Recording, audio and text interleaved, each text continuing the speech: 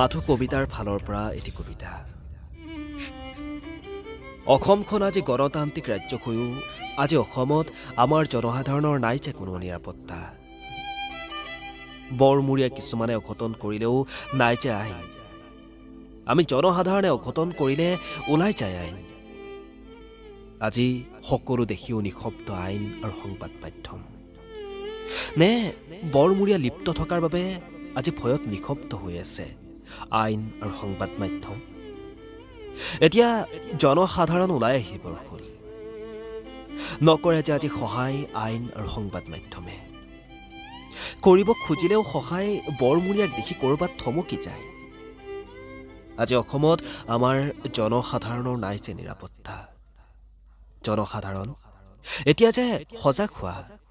আইন আৰু সংবাদ মাধ্যম আপোনালোকে যদি কৰা অলপ সহায়, মৃতকৰ বিদেহী আত্মাই অকণমান শান্তি পায়। ধন্যবাদ।